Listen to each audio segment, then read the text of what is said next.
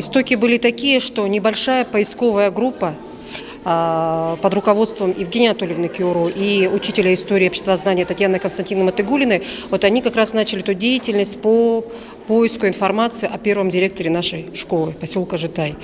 Вот, то есть первично общественное объединение называлось «Лидер». А вот уже с 2009 года, так скажем, официально принято решение о том, что наше детское общественное объединение будет называться «Орбита». Мы работаем по разным направлениям, такие как «Я юный вожатый знаний», «Я творец добра», «Я кузнец творчества», «Я наследник земли Аланхой» и «Я рыцарь пера». Также благодаря нашей поисковой деятельности наших ребят в школе было присвоено имя Дениса Хрисанфовича Скрябина, первого директора Житайской школы. Также мы принимали участие в создании музея, который был открыт в прошлом году. Музей мы открыли в основном краеведческий, и экспонаты, представленные на этих витринах, они в основном от учеников нашей школы. Здесь можно увидеть всех наших директоров, открытие мемориальной доски имени Дениса Хрисанфовича Скрябина. Он родился в 1906 году в первом русском наследии села Магино-Конгласского Улуса. В 1936 году был назначен директором начальной школы, а в 1903 году он добился преобразования из начальной школы в неполную среднюю. В то время это была школа-семилетка.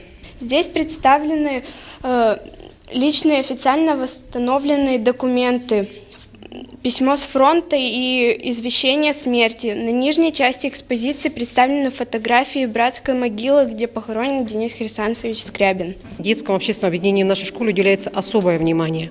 И тот результат, который на сегодняшний день есть в нашей школе, это как раз все практически уже шаги, тот результат, который ребята, в принципе, видят реально. Аллея славы – это первые шаги исследовательской поисковой работы всей школы. То есть здесь были подключены все учащиеся, начиная со 2 по 11 класс. 80% учащихся, которые приняли активное участие по сбору материала, вот мы по крупицам собирали все наши истоки, да, так скажем, всей нашей школы. Следующим результатом работы аллеи «Бессмертный полк». Это тоже большая, огромная работа, которая подключила очень многих детей. И дети, многие учащиеся вошли в состав детского общественного объединения в направлении «Я наследник земли Аланхо». Мы помогаем людям. К примеру, в этом году мы собирали подарки и готовили праздничную программу новогоднюю для и детского дома «Берегиня», и дома инвалидов в селе Капитоновка.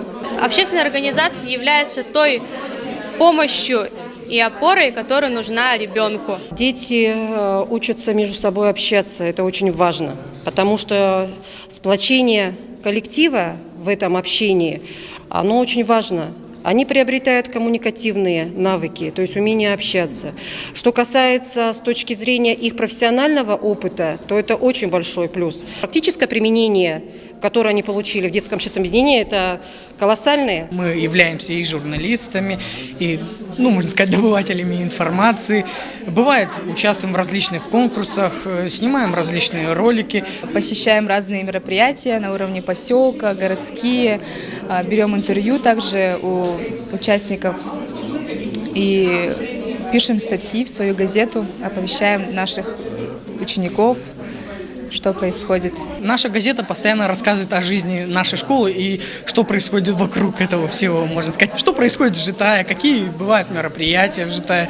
К нам приходят ученики 5-6 классов, а то и меньше. Мы поделились своим опытом, помогали. Конечно, мы отзываемся на их просьбы, ходим вместе с ними, показываем, как мы это когда-то учились тоже. Мечта такая нашего пресс-центра — иметь свою хотя бы мини-типографию. Мы мечтаем об этом, чтобы было все свое. Охват большой. Вот еще раз говорю, у нас на сегодняшний день 410 детей, но среди них, вот в целом, не считая даже сейчас 1-3 классы, они все в этой деятельности.